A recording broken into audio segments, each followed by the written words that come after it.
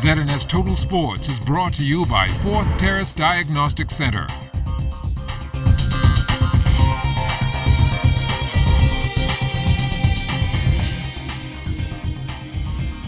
Welcome to sports, everybody. The government secondary school's best of 3 basketball playoffs continuing yesterday at the AF Valley Gym. Game 1 in the 2 versus 3 matchups on the floor. The second-seeded HO Lions having their way with the D.W. Davis Royals in junior girls play. The Royals failed to score a single bucket in the first half, trailing 12-3 after 1 and 23-5 at the break. Lions continuing to lead 39-17 after 3, and they would go on for a 51-21 victory. The scoreboard don't represent what we've been teaching. The places where they should have been, they weren't. The execution they should have done, they didn't do it. The scoreboard is not what's happening right now. But I mean, Ronald Davis did a pretty good job. They slowed the ball down and they made some good passes. What do you want to see in game 2? Well, I really want them to do us, execute us, we say.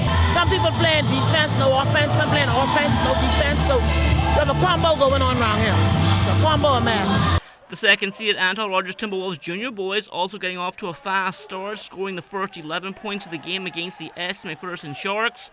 Sharks finally got on the board with under 2 minutes to go in the first quarter and trailed 18-7 heading to the second. T-Wolves increased their lead before the half, going up 30-11.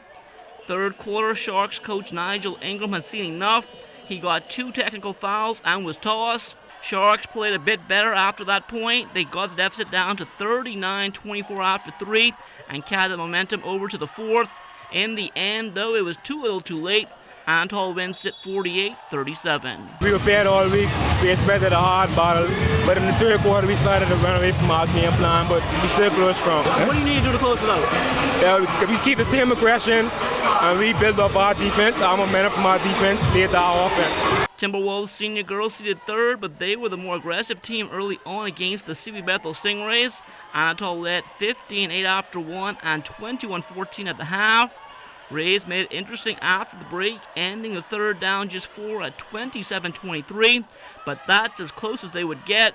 T-Wolves, the stronger team down the stretch, they win 41-30. The girls came out, they wanted it bad, and they executed on everything they wanted to do, especially on defense. We expected to come up with that much intensity at the beginning of the game because we wanted to take the game to CV, and we didn't want CV to bring the game to us like last time. We want to come back out in game 2 with the same intensity and take control of the game from the beginning. In senior boys play, the crowd fully behind the third-seeded CC Sweeting Cobras in the first quarter, and they led the Doris Johnson Mystic Marlins 19-17. Josh Burrows keeping the Marlins close with the long ball, and his teammates also caught fire in the second quarter. Doris Johnson taking a 43-35 lead into the half. Third quarter, Marlins continuing to pour it on. They led 59-41, and from there they would coast to a 72-52 win. We came out okay. I think our intensity level wasn't where I wanted it to be tonight. And I think it carried through to the game. I know we can definitely play much better, offensively and defensively. But like I say, we just gonna continue to work, man.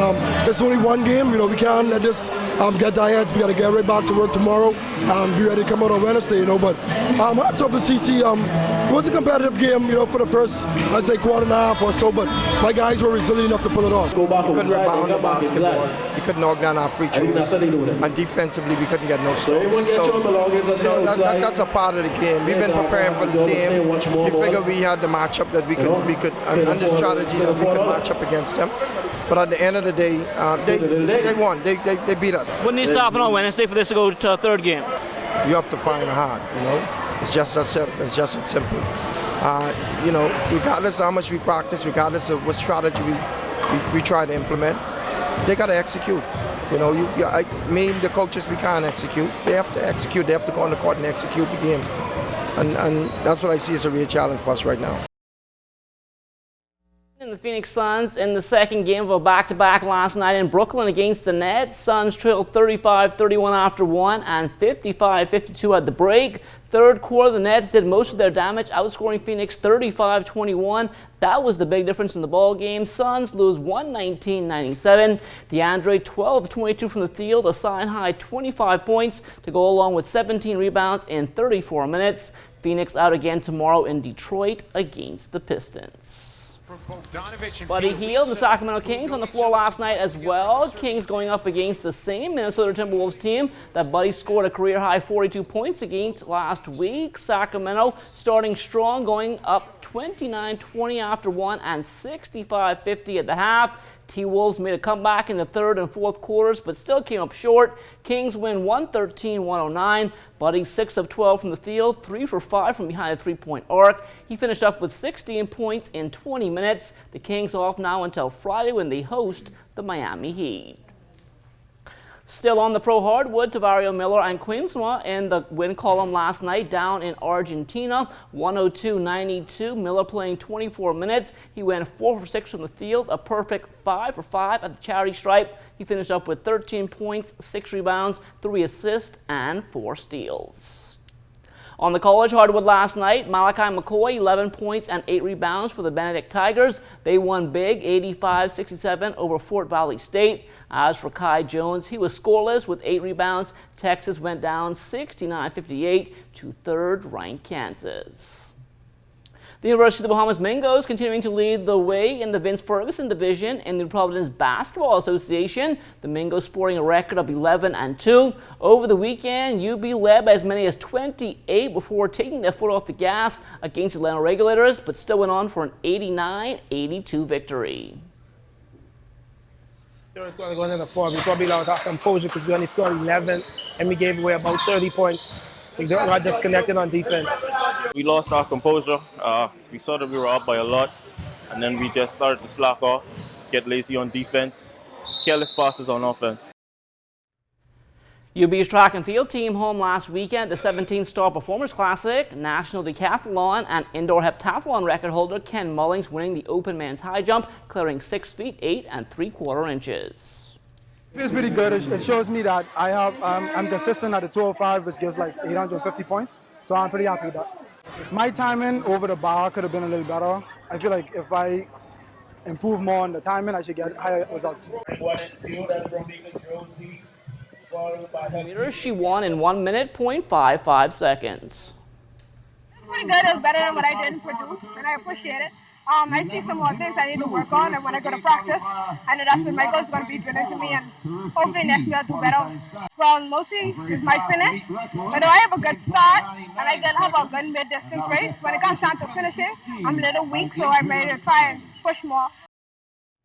DEANDRE Mortimer Jr. and Anthony Burroughs Jr. joined by head coach Jared Turnquist at the Junior Davis Cup competition in El Salvador after opening up with a loss to Trinidad and Tobago on Sunday. Team Bahamas falling to 0-2 yesterday, going down to the hosts. We lost. We played them very strong. In fact, I was quite pleased with the way that DEANDRE and Anthony played doubles. There was a period in that match where I think we might have been able to pull it out, but the boys fell a little short. Bahamas Wrestling Entertainment said to put on an event this Saturday at Loyola Hall on Gladstone Road. It starts off with a workshop followed by live action in the ring. Orthanel Hinsey Jr. is the organizer. From 10 a.m. to 1 p.m. Is the seminar where we want persons to come and be a part of. If you're interested in being a pro wrestler, come and join it. There's a various span. It's more than just being in the ring and wrestling and fighting. You have the referee, you have the cameraman, you got the bellman, you have the signal guy. There's so much more to make the event really pop. At 8 p.m. that very night, it's going to be popping. We got Pope Elijah Burke, we got JB Cool, we got Red Velvet, and so many more. As a matter of fact, I found the Bahamas missing rib. Mr. Legendary himself, Tyree Pride, is going to be there. He's our guest. Hinsey himself will be on the card, wrestling under the name Two-Face. He spoke about how this initiative came about. Bodyguard by profession, and I met with JB Cool, one of the owners of FEW. And I pitched the idea to him, and he said, Hinsey, if you think that we can make it work, let's make it work. And we started networking, man, and people just, when they heard about the Bahamas, they jumped in, and they remember back in the day from Dusty Rhodes and Barry Windham and them, and they were excited about it, and we just went for it, man. I look at our society, to be honest with you, and I see our second culture then becoming something that is not becoming of Bahamians.